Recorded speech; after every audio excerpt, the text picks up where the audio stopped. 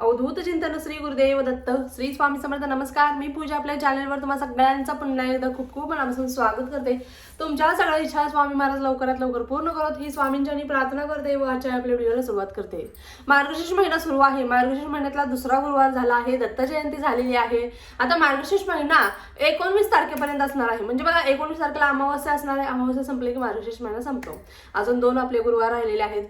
तर आपण बघा आपल्या प्रत्येकाची इच्छा असते की आपल्या घरामध्ये कमीत कमी 3 दिवसाचं तरी व्यंकटेश स्तोत्राचं पठण व्हावं, व्यंकटेश स्तोत्राचं आपल्या घरामध्ये अनुष्ठान व्हावं, असं प्रत्येकाची इच्छा असते. आपण गेल्या वेळेस अधिक मासामध्ये केलं होतं. श्रावण महिन्यामध्ये देखील कोणी कोणी करतात.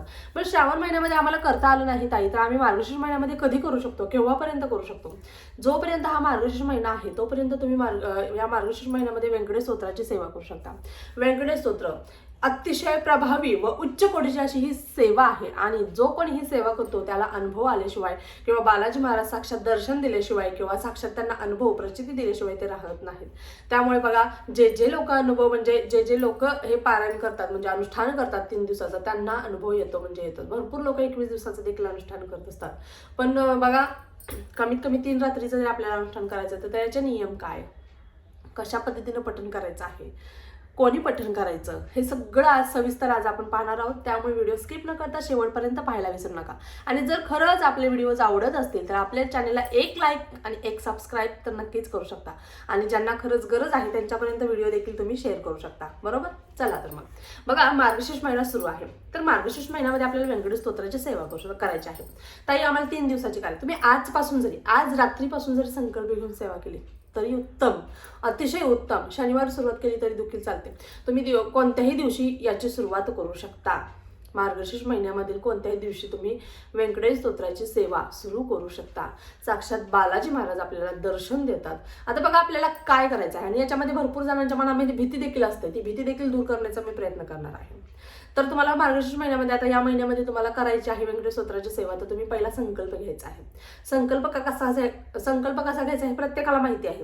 तुमच्या उजव्या हातामध्ये थोड्याशा अक्षता घ्यायच्या, त्याच्यात थोडंसं पाणी टाकायचं म्हणजे अक्षता थोड्याशा ओल्या होतील. त्याच्यावरती हळदी कुंकू, 1 फूल टाकायचं, तुमचं नाव बोलायचं आहे, तुमचं गोत्र बोलायचं आहे, तुमची कोणती मनातली इच्छा असेल किंवा एखादं अडलेलं काम असतं, काही केल्याने ते मार्गी लागत नसतं, तर अशा वेळेस ते नाव बोलायचं आहे. म्हणजे ते काम कोणतं काम होत नाहीये, मग संतती प्रॉब्लेम असो, नोकरी विषय असो, विवाह विषय असो, आर्थिक संकट असो, कर्जबाजारी, कोणतंही काम असो तुमचं ते बोलायचं आहे. आणि तुम्हाला संकल्प खाली सोडायचा आहे की मी 3 दिवसांचा असा संकल्प करत आहे. व्यंकटेश स्तोत्राची मी 21 पाठ मी एका बैठकीत कंप्लीट करणार आहे असं बोलायचं आहे. आणि आपल्याला पळीने तामणामध्ये पाणी खाली सोडायचं आहे हातावरून. हा आपला झाला संकल्प सकाळी घेतला तर देखील चालतो, हे देखील मी तुम्हाला सांगते. आता ही सेवा ही पूजा मानाने कधी असते तर ही संध्याकाळीच करायची असते. रात्री 12 वाजता आपल्याला शार्प 12 वाजता आपल्या तोंडातून ते वाक्य पडायला बाहेर चालू झालंच पाहिजे, काही होऊ द्या. मग आता काय करायचं, समजा आजपासून तुम्ही करणार आहात. आता कोणताही दिवस असो, ज्या दिवशी माझा व्हिडिओ पाहता, ज्या दिवशी तुमच्यासमोर हा व्हिडिओ येईल त्या दिवसापासून सुरुवात करा, काही हरकत नाहीये. काय करायचं, दिवसभर तुम्हाला बघा जसं की आता बघा नियम सगळ्यात अगोदर तुम्हाला मी सांगते, कारण नियमाच्या दडपणाखाली ना भरपूर लोक दबले जातात आणि ते पारायण करायला ते लोक जात नाहीत. तर ही नियमांची भीती अगोदर काढून टाका. नियम काय आहेत, सगळ्यात पहिला नियम, आता सेवा करतोय, देवाची सेवा करतोय म्हणजे अर्थात मांसाहार बंद असणार. अर्थात कोणत्याही देवाची उपासना करताना आपण मांसाहार करतो का? नाही करत. त्यामुळे हा सांगण्याचा प्रश्नच येत नाही. त्यामुळे मांसाहार बंद. बालाजी महाराजांची सेवा करतोय, व्यंकटेश महाराजांची सेवा करतोय, तर आपल्याला ब्रह्मचार्याचं कडकडीत पालन करायलाच लागतं. ब्रह्मचार्याचं कडकडीत पालन 3 दिवस करायचं आहे आपल्याला. बरोबर, त्याच पद्धतीनं ज्या वेळेस आपण ह्या सेवेला बसणार आहोत संध्याकाळी 12 वाजता, बरोबर, त्याच्या अगोदर आपल्याला आंघोळ करावी लागणार आहे. हा 3रा नियम आहे. 3 दिवस परान्न घ्यायचं नाहीये, हा 4था नियम आहे. कारण परान्नाचे दोष लागतात. आता भरपूर लोक म्हणतात की अन्न हे पूर्ण ब्रह्म आहे, अन्न हे पूर्ण ब्रह्म आहे. मग अन्नाचे दोष कसे काय लागू शकतात बरं? अन्नाचे दोष लागतात बरं का, अन्नाचे दोष लागतात का बरं? मग आता तुम्ही एखाद्याच्या घरी गेलात, बरोबर, आधीच ती व्यक्ती तापलेली असते, डोक्याने तापलेली असते, संतापलेली असते, काहीतरी म्हणजे प्रत्येकाच्या घरात काही ना काही प्रॉब्लेम सुरू असतात. आधीच तापलेली असते, त्याच्यात आपण जातो आणि ते रागाने तावातावाने कसं तरी आपल्याला जेवण बनवते. नाही म्हणत नाही, देते ती ताई देते, जेवण करून देते, बनवते. पण तो जेवढा राग असतो, जी ऊर्जा असते, निगेटिव्हिटी असते, ते सगळी त्या अन्नामध्ये उतरलेली असते. बरोबर, त्यामुळे कधीही जेवण बनवताना कधीच कोणताही मनामध्ये राग शंका आणून द्यायची नाही. शुद्ध अंतकरणापासून जेवण करावं. किंवा महाराजांचं नाव घेत घेत करावं जेवण. त्या जेवणामध्ये जितकी सात्विकता उतरते तितकी निगेटिव्हिटी देखील लवकरात लवकर उतरत असते. त्यामुळे त्या निगेटिव्हिटीचा परिणाम आपल्या शरीरावरती होतो, आपण ते खातो, आपली देखील चिडचिड व्हायला लागते. त्यामुळे परान्न खाऊ नये असं म्हटलं जातं. त्यामुळे परान्न एक तुम्हाला टाळायचं आहे आणि हे नियम आहेत. आता पूजा मांडणी कशी करायची हे सांगते तुम्हाला. अगोदर कसं वाचायचं हे सांगते आणि नंतर याच्यामध्ये काय संकेत मिळतात का आपल्याला, का बरं लोक भितात एवढं, काय एवढी लोक भीती घालतात आपल्याला, तर ती भीती देखील तुम्हाला बसणार नाही. सगळ्यात अगोदर पूजा मांडणी बघूया आपण. संकल्प सकाळी घेतला, संध्याकाळी बरोबर 12 वाजता आपल्याला बसायचं आणि वाचायला. 11:30 वाजता तुम्ही आंघोळ करून घ्यायची. पहिल्या दिवशी तर 11:30 वाजता करून घ्यायची. 11:30 वाजता आंघोळ केली की पहिल्यांदा चौरंग मांडायचा आहे. तुम्ही जिथे कुठे पूजा मांडणी करणार ती जागा स्वच्छ गोमूत्राने पुसून घ्यायची आहे. तुम्हाला तिथे पूजा मांडणी करायची आहे रात्री 11:30 वाजता. त्याच्या अगोदर जरी केली 10 वाजेपर्यंत तुम्ही आंघोळ करून तरी देखील चालणार आहे, काही हरकत नाही. पूजा मांडणी करायची.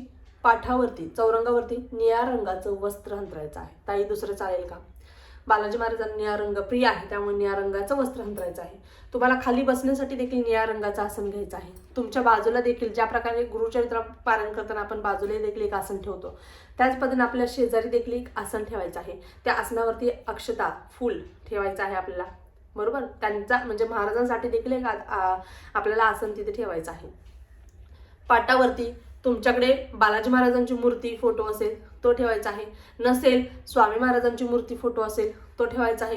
तीही नसेल प्रत्येकाच्या घरामध्ये बाळकृष्णाची मूर्ती असतेच असते. तर बाळकृष्णाच्या मूर्तीवरती अभिषेक घाला. पहिल्या दिवशी तुम्ही एक वेळा पुरुष सुक्तम, एक वेळा स्त्री सुक्तम बोला आणि एक वेळा रामरक्षातल्या 9 ओळी, एक वेळा पवमान सुक्तम बोला आणि तुम्ही अभिषेक घालायचा. नाही काही जमत ओम नमो भगवते वासुदेवाय नमः, ओम नमो भगवते वासुदेवाय नमः किंवा श्री स्वामी समर्थ या मंत्राचा जप करून जरी अभिषेक घातला तरी देखील चालणार आहे. पिवळ्या रंगाची फुलं आणायची आहेत. पिवळ्या रंगाची फुलं त्यांना अत्यंत प्रिय आहेत. तुपाचंच निरंजन लावायचं आहे. तुपाचा निरंजन त्यांच्यासमोर लावायचा आहे. तुपाचा निरंजन आपलं पूर्ण वाचन होईपर्यंत तो विझणार नाही याची काळजी आपल्याला घ्यायची आहे.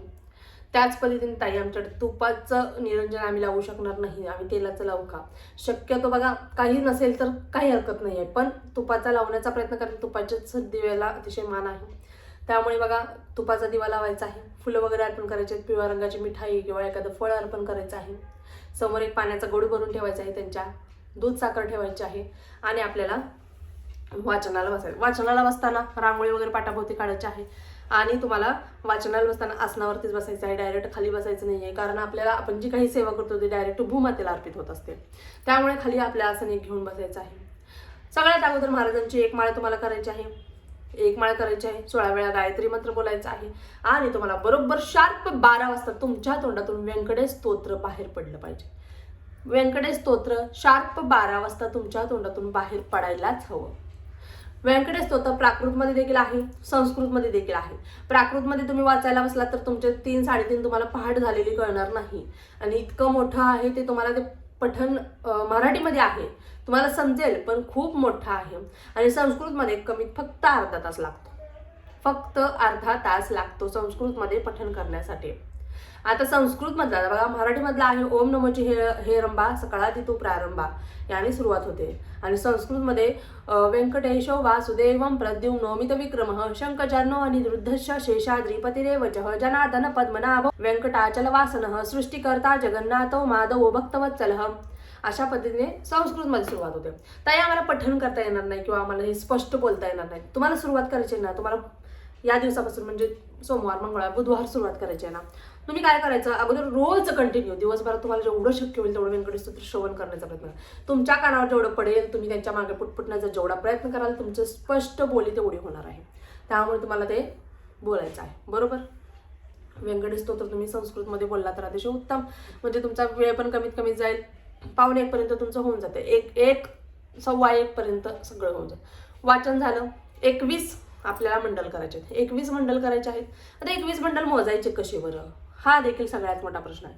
तर काय करायचं आहे, आपल्याला कॉईन घ्यायचे आहे. आता हा कॉईन नाही आहे बघा, अशा पद्धतीचे कॉईन घ्या किंवा कॉईन नाही आता आता हे धूप लावायचं आहे.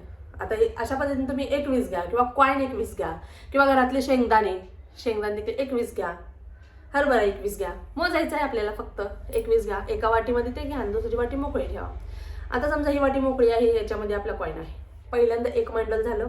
या वाटीमध्ये तुम्हाला हे टाकायचं आहे. परत दुसरं उचलायचं आहे, तुमचं दुसरं वाचन झालं की याच्यामध्ये टाकायचं आहे. म्हणजे तुम्हाला तुमचं लक्ष देखील राहील, तुम्हाला कन्फ्यूज देखील तुम्ही होणार नाही की माझे किती झाले मंडल, मी एक्स्ट्रा तर वाचलं नाही ना, कमी तर पडलं नाही ना. म्हणजे बरोबर वाटी रिकामी झाली समजायचं आपले 21 मंडल पूर्ण झालेले आहेत.